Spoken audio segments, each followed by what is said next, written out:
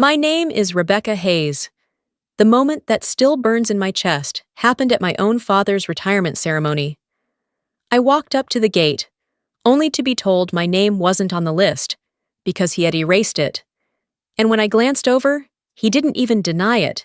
He just smirked, as if I'd never been his daughter, never been part of this family, never been worthy of the Navy bloodline he worshipped.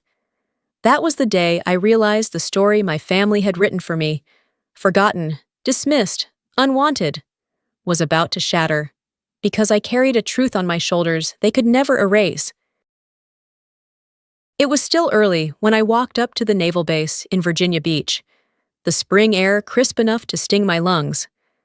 The hall was already alive with banners, polished brass, and the hum of conversations from officers and families filing inside. I kept my head high as I reached the security gate, my invitation folded neatly in my hand, though the paper itself looked tired and faded compared to the glossy envelopes others carried. The young guard scanned the list on his iPad, then turned the screen toward me. My name wasn't there. Rebecca Hayes, erased, as if I had never existed. His face was professional, but apologetic, and yet the words cut sharper than any blade. "I'm sorry, ma'am. You're not on the list." Out of the corner of my eye, I caught sight of my father a few yards away. He was surrounded by fellow officers, his posture straight, his laugh easy, as though this was his victory parade. His eyes flicked in my direction for a heartbeat, then slid past me like I was a stranger waiting for a bus. He didn't even have to speak. That glance told me everything. I wasn't supposed to be here. Through the glass doors of the hall, I could see my brother, Michael, in his immaculate white uniform, shaking hands with admirals, his smile dazzling under the lights. Cameras clicked as if he were the very embodiment of the Hayes legacy. The applause that rippled through the crowd for him felt like a deliberate reminder of my absence. For a moment, the old ache rose in my chest, the same one that had haunted me since childhood, the feeling of being the invisible daughter, the one who never fit the family script, but standing there at the gate, the sting of humiliation fresh in my veins. I knew I wouldn't turn away this time. I walked back toward the parking lot, steady and deliberate. When I opened the trunk of my car, the truth lay waiting inside. My dress whites were folded with precision, the silver stars wrapped carefully in cloth. I unzipped the garment bag and let my hand rest on the crisp fabric. No one in that hall knew.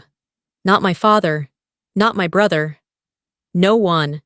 What they had erased from the guest list was nothing compared to what they were about to see written on my shoulders. 3 stars that carried 15 years of silence, sacrifice, and victories they could never comprehend. And today, they would. Norfolk was a place where the sound of brass bands and parade drums seeped into every corner of daily life. The Navy wasn't just a career there. It was a legacy, a crown passed down from father to son. And my father, Captain Daniel Hayes, wore that crown like it was forged for him alone. In our community, his name carried weight, his uniform commanded respect, and his presence filled every room before he even opened his mouth. From the moment he could run, my brother Michael seemed destined to inherit that legacy. He was strong, loud, athletic, the kind of boy who looked natural in a uniform even before he ever wore one. My father would beam whenever he watched Michael sprint across a field or climb higher than the rest, already grooming him as the heir to the Hayes tradition. I was different. I spent afternoons with my nose buried in books, solving puzzles, sketching out maps of long-forgotten battles, fascinated by codes and strategies more than drills and medals. To me, strength wasn't always measured by muscles or a booming voice. It was the quiet kind, the strength of the mind. But in my house, that didn't count for much. I'll never forget the sting of hearing my father tell his guests at a cookout, with a dismissive chuckle, "Rebecca's smart, but Michael, he's the real warrior." I had stood just close enough to hear it, forcing myself to swallow back tears while smiling like it didn't matter.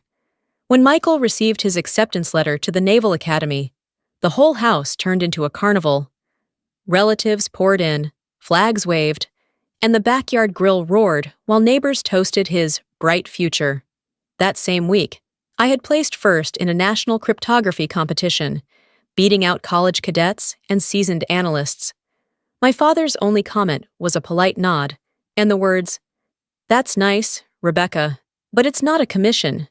Those moments piled up, one atop another, until they formed a wall I could never climb.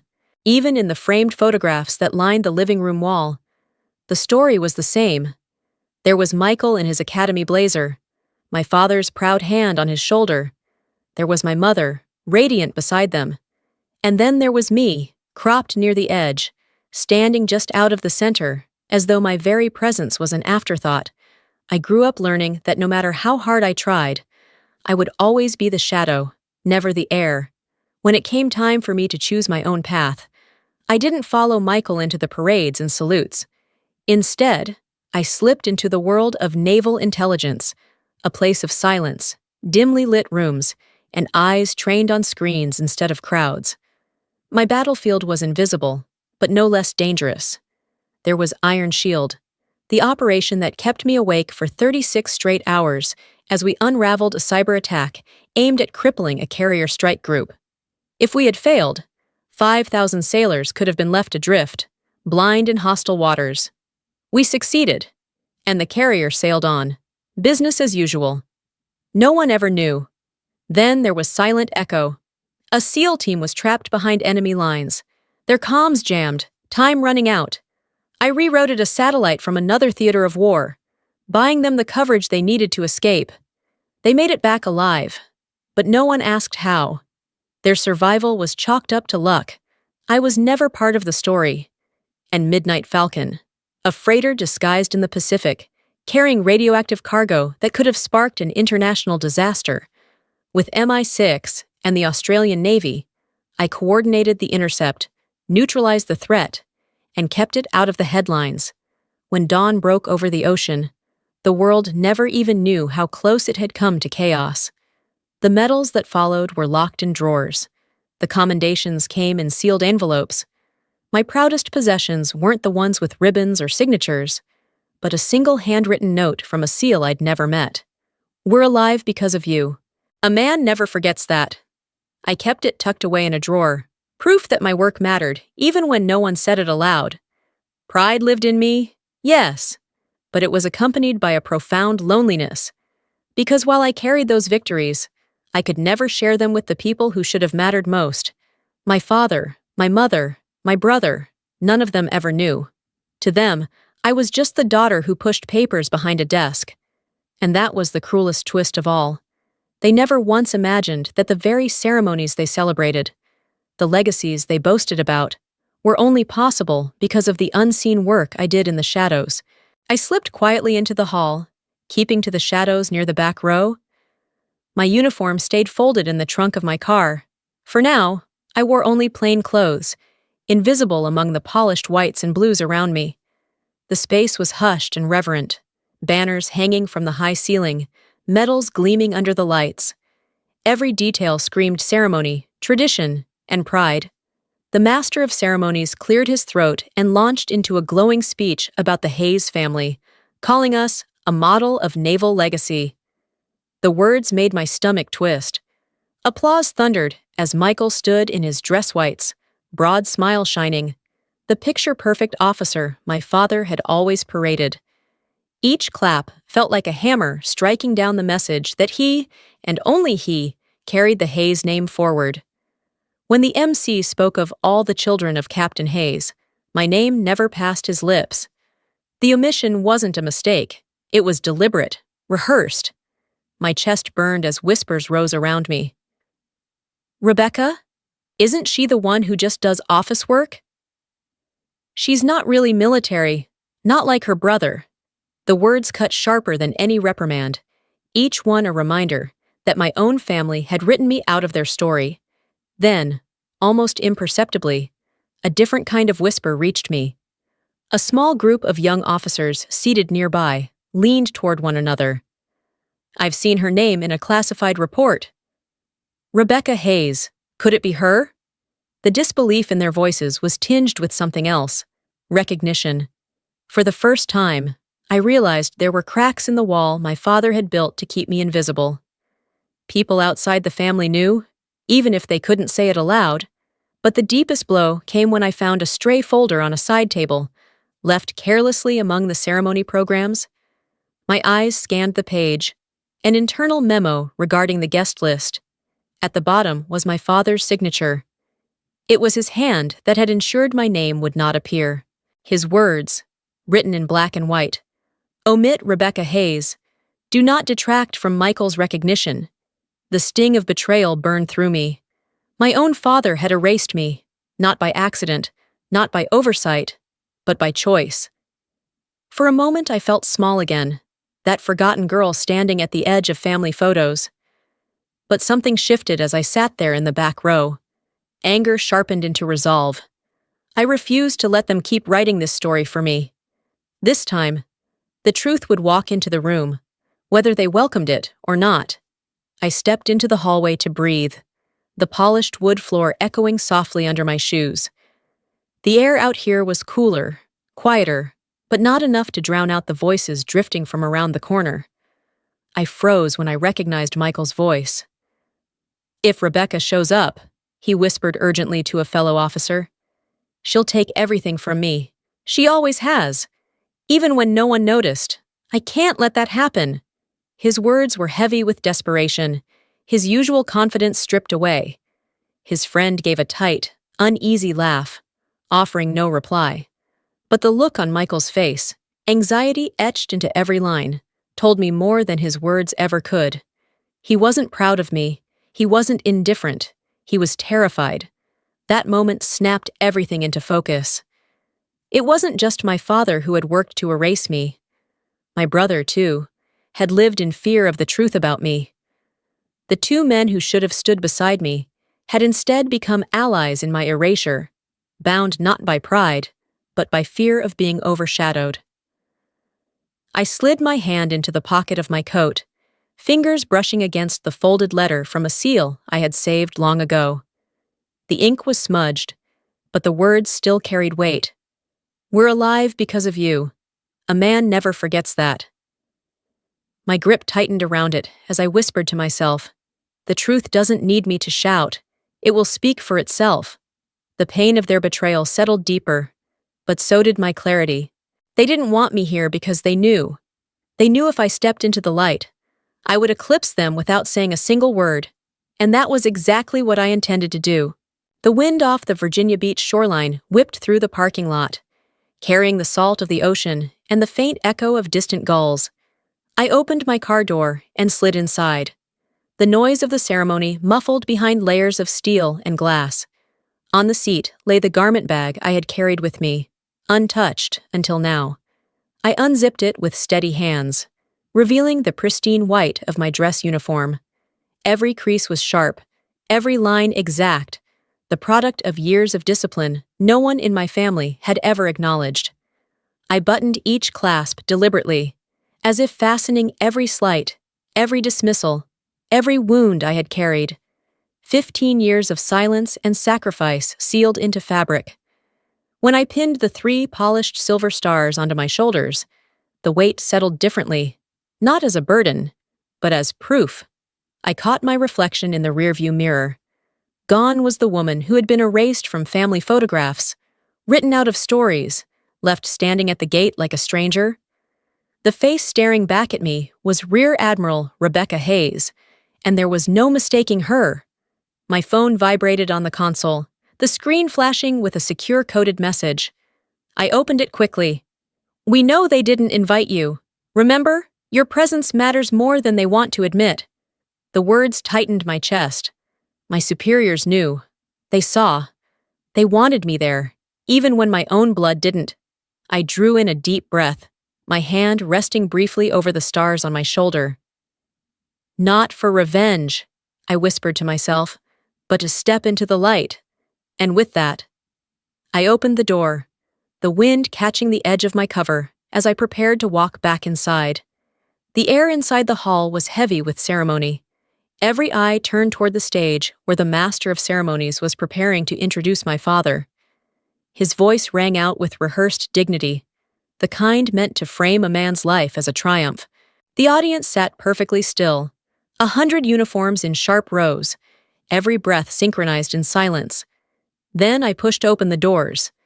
The sound of them swinging shut behind me carried farther than I expected, a ripple through the quiet. I walked forward, each step measured, heels striking the polished floor with the steady beat of a drum. Heads turned, conversations faltered. At first, no one quite believed what they were seeing, until one voice cut through the silence. A SEAL, older, battle-worn. The lines on his face etched deep. He had been there on Silent Echo, the mission where my decisions had saved his team. His chair scraped back as he rose to his feet, chest high, voice booming. "Admiral Hayes, front row!" For a split second, the hall froze. Then the wave began, one by one, then all at once. 300 SEALs stood in perfect unison, the thunder of their chairs echoing like cannon fire. The sound rolled across the hall, shaking the walls, rattling the chandeliers. The MC's hand trembled. The microphone slipped from his grip and crashed against the floor with a piercing shriek. He stood paralyzed, the script in his hands suddenly meaningless. I caught sight of my father. The glass of wine he had lifted mid-toast hung motionless in his hand. His face had drained of color, eyes wide in shock, frozen in a silence that spoke louder than any speech he could have given. Michael, on the other hand, looked as though the ground had shifted beneath him. His lips parted, but no sound came. Fear and disbelief twisting across his features. I kept walking, unhurried, my steps echoing like the toll of a bell. Every pair of eyes in the room followed, drawn not by demand, but by truth. I didn't wave. I didn't acknowledge the shock. I simply advanced, the silver stars glinting under the lights. The hall had been their stage, their legacy, their story. But with every step I took, it was rewritten. And for the first time, the truth spoke for itself. The hall had gone utterly still. 300 SEALs locked in rigid salute, the light from the chandeliers glinting against the crisp white of my uniform. Every breath in the room seemed to hold, waiting for what I would do next. I didn't falter. My heels clicked steadily as I moved down the center aisle, the crowd parting without a word, the silence heavier than any anthem. At the front row, I paused, turned, and lowered myself gracefully into an empty seat. The act alone shifted the balance of the entire room. I didn't need a microphone or a speech. The truth was already written across the 3 silver stars that caught every eye. One by one, senior officers rose from their tables and approached. A vice admiral with a chest full of ribbons grasped my hand firmly. His voice pitched low.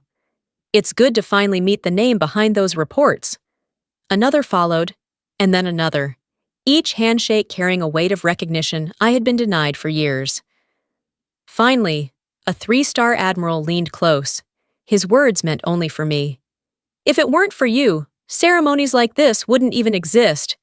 His tone was steady, but the gratitude in his eyes cut through me sharper than any applause.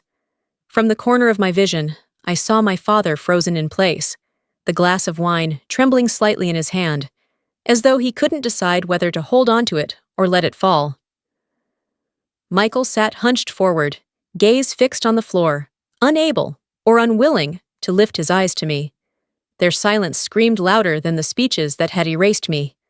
I folded my cover neatly into my lap, my posture unflinching, my face calm.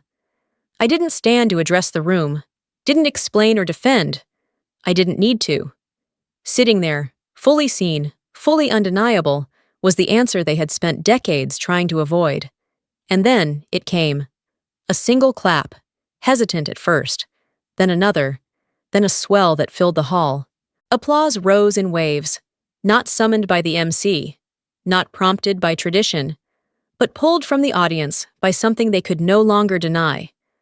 For the first time in my life, I wasn't erased, overlooked, or forgotten. For the first time, the story couldn't move on without me at its center. As the ceremony dissolved and guests drifted toward the exits, murmurs trailed behind me, eyes still fixed where I sat. Michael approached first, his voice unsteady, almost breaking. "How long have you been hiding this?" I met his gaze, steady and unflinching. 15 years. The number hung in the air, heavy enough to knock the breath from him. He staggered back a half step, exhaling like a man finally crushed under a truth he had avoided. Then my father came. He said nothing. His eyes lingered on the stars at my shoulders, tracing every seam of the uniform he had once deemed impossible for me. His hand twitched around the glass he still held, but he didn't speak a single word. Instead, after a long, taut pause, he gave one slow, deliberate nod. It wasn't an apology. It didn't erase decades of dismissal, but it was acknowledgement, real, undeniable acknowledgement, for the first time in my life. And in that silence, his nod confessed more than any words ever could. He had been wrong. 6 months later, I found myself back in Norfolk, the old house unchanged. The air inside carried the warm, familiar scent of my mother's roast. The flag outside the window still weathered from years of wind and sun. Yet something was different. In the living room, the glass cabinet that had once displayed Michael's Naval Academy portrait now held one of my medals. Its ribbon of red and blue was perfectly straight, catching the light with quiet pride. For the first time, my story had a place in this house. At dinner, my father leaned forward, his voice stripped of formality. He asked about the logistics of leading intelligence teams across continents, his tone marked by genuine curiosity instead of polite dismissal. My mother listened intently, smiling in a way that felt lighter than before. Michael sat quieter than ever, his fork still, his eyes softer. No rivalry, no defense, just recognition. Later, driving away beneath the dark Virginia sky, I caught my reflection in the rearview mirror. No shadow lingered there anymore. What I saw was whole, steady, undeniable. I smiled and whispered to myself. The greatest acknowledgement never came from them. It was always within me, and today, I claimed it for good.